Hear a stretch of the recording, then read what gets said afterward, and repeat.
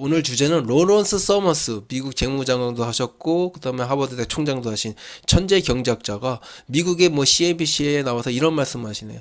더 이상 통화정책, 그죠? 머니터리 팔러시, 저금리와 양적 완화를 통해서는 경기를 부양시킬 수 없어. 리세션을 막을 수 없어. 지금 코로나 사태가 문제가 아니라 그 전부터 너무 많은 돈을 각국 중앙은행이 돈을 쏟아부었고 초저금리를 유지해왔기 때문에 일본처럼 저성장 저물가, 그죠?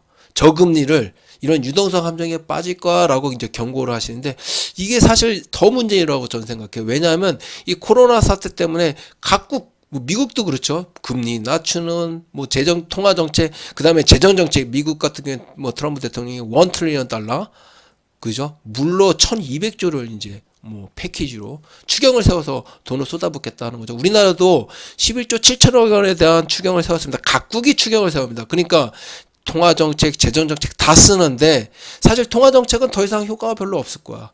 재정정책은 뭐가 문제냐? 각 선진국들이 사실 부채비율이 너무 높은 게 문제이죠.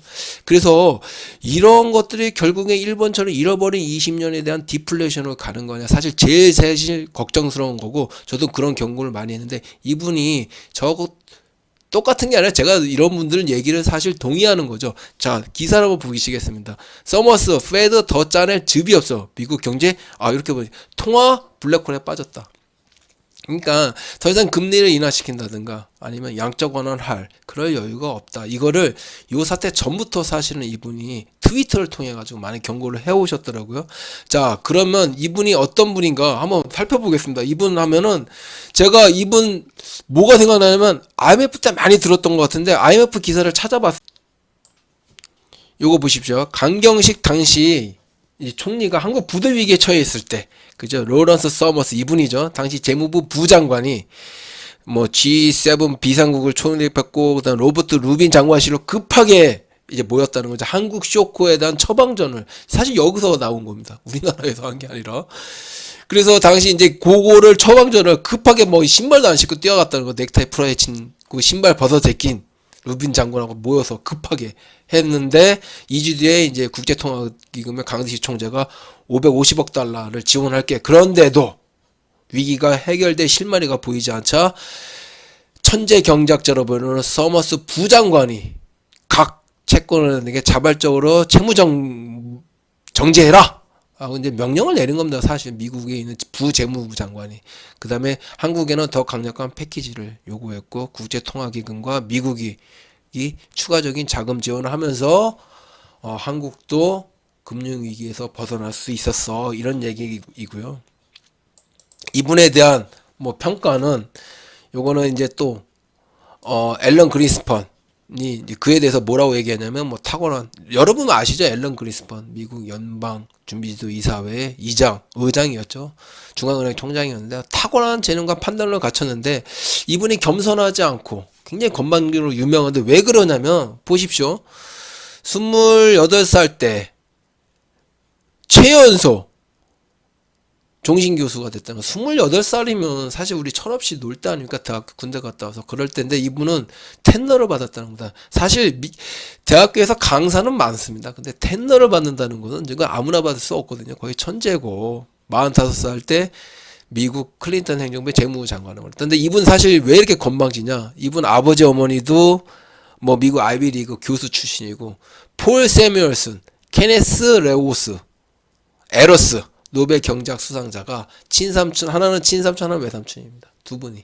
그러니까 아버지 어머니 쪽으로 이분이 유태인입니다. 이렇게 훌륭한 뭐 저 집안 자체가 아주 뭐 천재죠. 그러니까 저렇게 건방진데 건방진 만큼 이분이 어떤 굉장히 뛰어난 어떤 식견과 안목을 가지고 있기 때문에 무시할 수가 없는 거죠. 근데 이분이 이제 나와서 이런 얘기를 하신 거죠. 트위터에다가 85에서 90% 찬스, 리세션. 그러니까 리세션 정의는 1분기, 2분기 연속으로 마이너스 성장을 하는 겁니다. 8, 90% 찬스를 가지고 있다. 미국이 리세션이라는 거죠. 그래서 중앙일보가 이분 인터뷰에 대해서 이제 이렇게 기사를 냈습니다. 뭐라고 얘기하냐면 10년물 국채가 0.8% 쓸 수 있는 통화 정책이 남아있지 않다. 그런 이유로 페드는 적극적인 통화 완화 정책에도 월스트리트의 투자자들은 동의하고 있다. 사실 그랬죠. 미국이 금리 인하 발표하면 미국 증시가 폭락했습니다. 그죠? 미국 1% 금리 인하를 일요일날 했습니다. 사실 1% 금리 인하가 있었습니까? 0.75%는 2008년도에 있었던 것 같아요. 근데 1%를 그것도 주말에 했는데도 미국 증시 폭락했습니다. 더 이상 약발에 맥히지가 않는다는 거죠. 그러면서 이분이 경고하는 거 사실 이겁니다. 그죠? 트위터에도 9월에 사실 이 위기가 오기 전에도 전 세계는 저성장, 저금리, 저물가에 빠진 일본처럼 장기 침체에 직면해 있다. 왜냐하면 이분 말씀이에요. 공격적인 통화 정책을 그동안 오랫동안 펼쳤다는 거죠. 너무 많이 양적 완화로 돈을 풀었고 금리를 저금리를 했습니다만, 그죠? 국채금리는 더 하락하는 악순환에 빠지고 일본의 전철을 세계 경제가 뒤따라가고 있다. 일본화가 되고 있다는 거죠. 노인 인구는 거치고 있고 자동화 기기 발달로 일자리가 감소하고 있다. 글쎄요, 저것에 대해서는 여러 논란이 있습니다만, 하여튼 저금리, 저물가, 그 다음에 저성장, 돈을 아무리 많이 풀어도 이것은 지금 굉장히 큰 위기입니다. 왜? 양적 완화 너무 많이 했고 저금리가 너무 오랫동안, 사실 거의 10년 동안 미국과 유럽 같은 경우에는 사실 마이너스 금리하니까 일본도 상당 기간 마이너스 금리였습니다. 이것이 더 큰 문제, 이런 것들이, 그죠? 통화 정책이 더 이상 통하지 않는다. 그러면 재정 정책을 써야 되는데 재정 정책도 각 선진국들은, 그죠? 부채 비율이 거의 GDP 100%를 넘어가고 있습니다. 그래서 이런 것들이 지금 우리가 곱씹어 봐야 되는 게, 우리나라도 결국에는 세계 경제의 큰 그늘 아래에 있는 조그만 2%를 차지하는 세계 경제에서, 세계 경제하고 아주 밀접하게, 또 수출 비중, 대외 의존도가 거의 80% 아닙니까? 에너지, 식량 90%, 100% 수입하는 그런 나라입니다. 근데 전 세계가 저런 저성장으로 간다면 우리나라도 그걸 피할 수가 없다라고 저는 생각되고요.